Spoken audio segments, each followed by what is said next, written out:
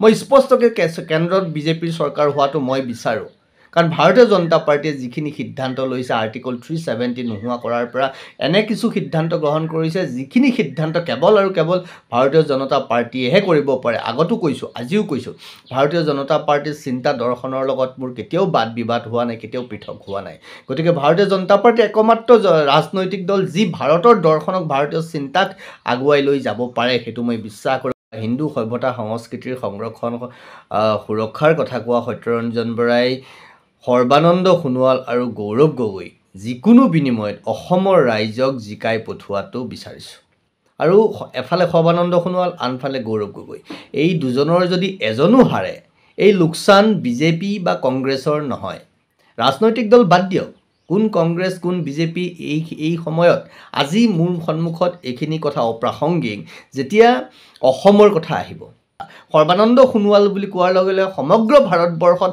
অসমৰ যিটো স্বৰূপ অসমৰ যিটো চৰিত্ৰ সেই স্বৰূপ আৰু চৰিত্ৰ কিন্তু অসমত দ্বিতীয়জন ব্যক্তি নাই নমস্কাৰ আশা কৰোঁ আপোনালোক সকলো ভালে কুশলে আছে এটা প্ৰশ্ন আজি কিছুদিনৰ পৰা মোক চাৰিওফালৰ পৰা ঘেৰি ঘেৰি ধৰিছে বিভিন্নজনে মোক প্ৰশ্ন কৰিছে যে অনবৰত হিন্দুত্বৰ কথা কৈ থকা আৰু হিন্দুত্বৰ হকে যিকোনো পৰ্যায়লৈ যাব পৰা সত্যৰঞ্জন বৰাই গৌৰৱ গগৈক কিয় ছাপোৰ্ট কৰিছে গৌৰৱ গগৈক কিয় সমৰ্থন কৰিছে বিভিন্নজনৰ বিভিন্ন ধৰণৰ কথা আৰু বজাৰটো এখন বজাৰত এনেকুৱা বহুত ধৰণৰ কথা বতৰা চলি আছে আৰু ওলাই ফুৰিছে আৰু বিভিন্নজনে আলোচনা কৰি আছে বজাৰত কি আলোচনা হৈছে সেইটো লৈ মোৰ ক'বলগীয়া নাই কিন্তু মোক যিসকলে ব্যক্তিগতভাৱে মেছেজ কৰিছে ব্যক্তিগতভাৱে ফোন কৰিছে লগ পাওঁতে ব্যক্তিগতভাৱে কথা পাতিছে আৰু বিভিন্ন সময়ত বিভিন্ন সংবাদ মাধ্যমে যি ধৰণে বিষয়টো চৰ্চা কৰিছে তাত বিভিন্নজনৰ মন্তব্যবোৰ আমাক বিভিন্নজনে দেখুৱাইছে এই গোটেইবোৰ লৈ পেলাই মই আপোনালোকৰ আগত এই কথাটো আজি পুনৰ এবাৰ স্পষ্ট কৰি দিব খুজিছোঁ যে মই হিন্দুত্ববাদৰ কথা কোৱা বা হিন্দু সভ্যতা সংস্কৃতিৰ সংৰক্ষণ সুৰক্ষাৰ কথা কোৱা সত্যৰঞ্জন বৰাই সৰ্বানন্দ সোণোৱাল আৰু গৌৰৱ গগৈ যিকোনো বিনিময়ত অসমৰ ৰাইজক জিকাই পঠোৱাটো বিচাৰিছোঁ আৰু এফালে সৰ্বানন্দ সোণোৱাল আনফালে গৌৰৱ গগৈ এই দুজনৰ যদি এজনো হাৰে এই লোকচান বিজেপি বা কংগ্ৰেছৰ নহয় ৰাজনৈতিক দল বাদ দিয়ক কোন কংগ্ৰেছ কোন বিজেপি এই সময়ত আজি মোৰ সন্মুখত এইখিনি কথা অপ্ৰাসংগিক যেতিয়া অসমৰ কথা আহিব হেম বৰুৱা আমি জানো হেম বৰুৱা বুলি ক'লে আমাৰ মুখলৈ সেই ছবি আহে আমাৰ মনলৈ সেই ধাৰণা আহে আমাৰ মগজুত সেই চিন্তা আহে যিজন ব্যক্তিৰ দক্ষতাই যিজন ব্যক্তিৰ যি ধৰণৰ বাকপটুতা যিজন ব্যক্তিৰ পাণ্ডিত্যই যিজন ব্যক্তিৰ আচৰণ ব্যৱহাৰ আৰু কৰ্মই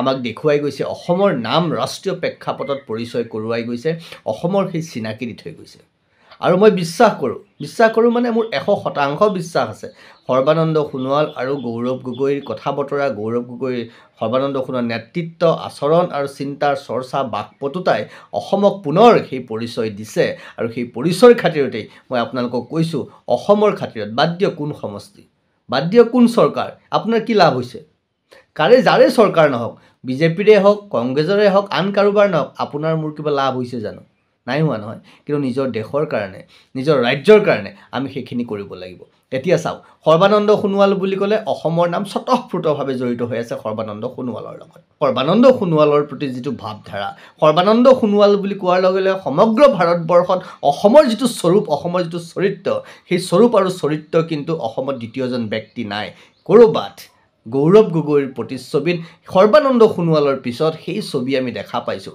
অসমৰ পৰিচয় অসমৰ চিনাকি অসম বুলি কোৱাৰ লগে লগে যে অসমৰ গৌৰৱ গগৈ হয়তো বিজেপিৰ চৰকাৰ হ'ব আৰু আমি বিচাৰোঁ মই স্পষ্টকৈ কেন্দ্ৰত বিজেপিৰ চৰকাৰ হোৱাটো মই বিচাৰোঁ কাৰণ ভাৰতীয় জনতা পাৰ্টিয়ে যিখিনি সিদ্ধান্ত লৈছে আৰ্টিকল 370 নোহোৱা কৰাৰ পৰা এনে কিছু সিদ্ধান্ত গ্ৰহণ কৰিছে যিখিনি সিদ্ধান্ত কেৱল আৰু কেৱল ভাৰতীয় জনতা পাৰ্টিয়েহে কৰিব পাৰে আগতো কৈছোঁ আজিও কৈছোঁ ভাৰতীয় জনতা পাৰ্টিৰ চিন্তা দৰ্শনৰ লগত মোৰ কেতিয়াও বাদ বিবাদ হোৱা নাই কেতিয়াও পৃথক হোৱা নাই গতিকে ভাৰতীয় জনতা পাৰ্টি একমাত্ৰ ৰাজনৈতিক দল যি ভাৰতৰ দৰ্শনক ভাৰতীয় চিন্তাক আগুৱাই লৈ যাব পাৰে সেইটো মই বিশ্বাস কৰোঁ কিন্তু তাৰ পিছতো বিৰোধী গণতান্ত্ৰিক দেশ নহয় বিৰোধী শক্তিশালী হোৱাটো খুবেই প্ৰয়োজন আৰু গৌৰৱ গগৈ যদি বিৰোধী দলপতিও হয় বা বিৰোধীৰ চকীত যেতিয়া বহিব গৌৰৱ গগৈ তেতিয়া গৌৰৱ গগৈ থিয় হোৱাৰ লগে লগে সাংসদখনত অসম থিয় হ'ব তাত কংগ্ৰেছৰ বিৰোধী নেতাজনতকৈ প্ৰথমে বিৰোধী হিচাপে অসমৰ নেতা এজন থিয় হ'ব, অসমৰ এজন অসমীয়া থিয় হ'ব তাত সেই মঞ্চত। আৰু সেই অসমীয়াজনৰ নেতৃত্বত সমগ্ৰ বিৰোধীয়ে অসমীয়াজনৰ নেতৃত্বত কাম কৰিব লাগিব। সমগ্ৰ ভাৰতবৰ্ষই সেই অসমীয়াজনৰ নেতৃত্বত কাম কৰিব লাগিব, যিটো কেপাচিটি তপন গগৈৰ নাই। স্পষ্ট কথা, যিটো কেপাচিটি তপন গগৈ নাই। তপন গগৈ খুব বেছি যদি হয় এজন ৰাজ্যিক পৰ্যায়ৰ মন্ত্ৰী হ'ব, চুকত ক'ৰবাত থাকিব, কোনেও চিনি নাপাব। তেওঁ থিয় হ'লে ভাৰতবৰ্ষৰ কোনো পৰিচয় নহয়, ভাৰতবৰ্ষত অসমৰ কোনো লাভ নহয়, অসমৰ কোনো নিজস্ব স্বকীয়তা নহয়। কিন্তু গৌৰৱ গগৈ থিয় হোৱাৰ লগে লগে, আৰু যদি কাৰণ গৌৰৱ গগৈ সেই কেপাচিটি আছে, আপোনালোকে দেখিছে বিগত সময়ত গৌৰৱ গগৈ সেই স্থিতি, সেই দক্ষতা প্ৰমাণ কৰিছে। অসমক প্ৰতিনিধিত্ব কৰিব পৰা ভাৰতবৰ্ষত বিৰোধীৰ দলপতি হৈ যদি গৌৰৱ গগৈয়ে ভাৰতক প্ৰতিনিধিত্ব কৰে, তেতিয়াহ'লে সেই প্ৰতিনিধিত্ব এজন অসমীয়াই কৰিব, সেই প্ৰতিনিধিত্ব গৌৰৱ গগৈ কৰিব, সেই প্ৰতিনিধিত্ব যোৰহাট লোকসভা সমষ্টিৰ পৰা কৰিব, সেই প্ৰতিনিধিত্ব যোৰহাট শিৱসাগৰ বাহিৰ হৈ কৰিব, সেই প্ৰতিনিধিত্ব অসমৰ হৈ কৰিব। আৰু অসমৰ গোটেই ভাৰতবৰ্ষই সেই অসমীয়া এজনৰ মতে সাংসদত বিৰোধী দল এজন অসমীয়াৰ দ্বাৰা পৰিচালিত হ'ব। তাতকৈ বেছি আৰু কি লাগে অসমৰ কাৰণে? তেওঁ সমষ্টিত কি কৰিছে মই কৈছোঁ নহয়, সমষ্টিত চৰকাৰ বাদ দিয়ক, সংসদত এজন অসমীয়াৰ দ্বাৰা নেতৃত্বত যেতিয়া হ'ব, তেতিয়া মই অসমীয়া হিচাপে মোৰ বুকুখন ফুলি উঠিব। কাৰণ মোৰ সনাতন হিন্দু ধৰ্মই শিকাইছে, সনাতন সত্তাই মোক শিকাইছে কি বুলি, ৰাষ্ট্ৰ ধৰ্ম সৰ্বোপৰি, সৰ্বোচ্চ ৰাষ্ট্ৰৰ কথা যেতিয়া আহিব, ৰাষ্ট্ৰ ধৰ্ম সৰ্বোচ্চ, তাত আৰু কোনো কথা নাই।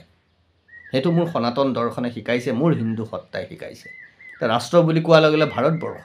সেইকাৰণে কৈছোঁ, ভাৰতৰ সাৰ্বভৌমত্বৰ কাৰণে, ভাৰতৰ সুৰক্ষাৰ কাৰণে, ভাৰতৰ স্থিতি শক্তিশালী কৰিবলৈ ৰাষ্ট্ৰীয় পৰ্যায়ত আপোনালোকে ভাৰতীয় জনতা পাৰ্টীক জিকাওক, চৰকাৰ কৰাওক। কিন্তু অসম নহয়, এতিয়া অসমৰ কথা আহিব, যেতিয়া অসমৰ পৰিচয়ৰ কথা আহিব, ৰাষ্ট্ৰীয় পৰ্যায়ত অসমক যেতিয়া চিনাকি কৰোৱাৰ কথা আহিব, বিশ্বত যেতিয়া অসমক আগুৱাই নিয়াৰ কথা আহিব, তেতিয়া মই ভাবোঁ আমি কংগ্ৰেছ, বিজেপি, এজিপি কৰি থকাৰ মতলব নাই। AIDFটো বাদেই দিয়ক, সেইটোতো দেশদ্ৰোহী, সেইটো অসমদ্ৰোহী, এইটো ৰাষ্ট্ৰদ্ৰোহী দল, এইটো জাতিদ্ৰোহী দল, এইটো ধৰ্মদ্ৰোহী দল নহয়, এইবোৰ সন্ত্ৰাসবাদীৰ দ্বাৰা পৰিচালিত দল। গতিকে এইবোৰ দলৰ অপ্ৰাসংগিক। কিন্তু যেতিয়া তাৰ বাহিৰে বাকীসকল, সেই ব্যক্তিসকল যিসকল অসমীয়া নহয়, যিসকল অসমৰ প্ৰসংগ যেতিয়া আহিব, অসম মোৰ ৰাষ্ট্ৰ, তেনেকৈ মোৰ জিলাৰ কথা যেতিয়া আহিব, জিলাৰ প্ৰসংগ যেতিয়া আহিব, যেতিয়া হোজাই জিলা ভাঙি দিয়া হৈছিলে, তেতিয়া মই মাত মাতিছিলোঁ, কাৰণ তেতিয়া মোৰ জিলাৰ প্ৰতি ৰাষ্ট্ৰ ধৰ্ম, মোৰ সেইটো মোৰ গাঁওখনৰ যেতিয়া সমস্যা হ'ব, গাঁওখনৰ প্ৰতি সেইটো মোৰ ৰাষ্ট্ৰ ধৰ্ম হ'ব, যে গাঁওখনৰ কাৰণে যিটো সঁচা মই সেইটো ক'ব লাগিব, যি পক্ষতেই নহওক। বুজি পাইছেনে? নাই পোৱা চাগে নহয়? এইবোৰ কথা বজাৰত কিনিবলৈ নাপায়। আৰু এই ধাৰণা, এই চিন্তা বজাৰত বিক্ৰী নহয়। এই ধাৰণা, এই চিন্তা কেৱল সেইজন ব্যক্তিয়েহে অনুভৱ কৰিব পাৰিব, যিজন ব্যক্তিয়ে প্ৰকৃতাৰ্থত ৰাষ্ট্ৰ ধৰ্ম কি তাক অনুভৱ কৰিব পাৰে। অসম আৰু অসমীয়াৰ স্বভাৱ চৰিত্ৰ, অসমীয়াৰ আচৰণ, অসমীয়াৰ দক্ষতা ৰাষ্ট্ৰীয় পৰ্যায়ত দপদপাই থাকিব লাগিব। যেনেকৈ সৰ্বানন্দ সোণোৱালে বিগত সময়ত দেখুৱালে, দ্বিতীয়গৰাকী সৰ্বশ্ৰেষ্ঠ মন্ত্ৰী হিচাপে তেওঁ বিভাগটো পৰিগণিত হৈছে। আৰু অসমৰ লগত সৰ্বানন্দ, ভাৰতবৰ্ষ, তেওঁৰ স্বভাৱ চৰিত্ৰ আচৰণ কথা বতৰা মনে মনে হয়তো থাকিব পাৰে, কথা বহু সময়ত নক'ব পাৰে। বিভিন্নজনে কৈছে সৰ্বানন্দ সোণোৱাল নিমাতী কইনা। আৰে স্বয়ং মহাদেৱেই দেখোন বছৰ বছৰ ধৰি তপস্যাত থাকে, কিন্তু যিদিনাই মুখ খোলে, যিদিনাই ত্ৰিনেত্ৰ খোলে, সেইদিনাই দেখোন তেওঁ দেখুৱাই দিয়ে তেওঁৰ শক্তি কিমান, তেওঁৰ তাৎপৰ্য কিমান। গতিকে সৰ্বানন্দ সোণোৱালক মই তেনেকুৱা বুলিয়েই ভাবোঁ। গতিকে মোৰ স্পষ্ট কথা, আপোনালোকে কি ভাবে কি বুজে মই নাজানো। কৈছোঁ নহয়, মই যি ভাবিছোঁ সেই ভাৱনাটো বজাৰত কিনিবলৈ পোৱা বস্তু নহয়, এই ভাৱনা বজাৰত বিকা বস্তুও নহয়। এই ভাৱনাবোৰ, এই চিন্তাবোৰ, এই কথাবোৰ ৰাষ্ট্ৰ ধৰ্ম সৰ্বোপৰি মোৰ অসমৰ কাৰণে। অসম যেতিয়া মোৰ ৰাষ্ট্ৰ হয়, ৰাষ্ট্ৰীয় দায়িত্ব যেতিয়া মোৰ অসমৰ প্ৰতি থাকে, যেনেকৈ মোৰ জিলাৰ প্ৰতি ৰাষ্ট্ৰৰ দায়িত্ব আছে, মোৰ গাঁৱৰ প্ৰতি ৰাষ্ট্ৰৰ দায়িত্ব আছে, ৰাষ্ট্ৰ ধৰ্ম যেতিয়া মই পালন কৰিব লাগিব, তেতিয়া মই অসমৰ কথা ক'ম। কাৰণ অসমক প্ৰতিনিধিত্ব কৰিব সেইজন ব্যক্তিয়ে, সাংসদত যিজন বাকপটু হ'ব। মই দ্বিতীয়জন হেম বৰুৱাক দেখা পাইছোঁ ক'ৰবাত গৌৰৱ গগৈৰ মাজত। হেম বৰুৱা কোন দলৰ আমি নাজানো। কিমানজনে জানে হেম বৰুৱা কোন দলৰ? কিমানজনে জানে কওকচোন, কোন দলৰ আছিলে জানেনে?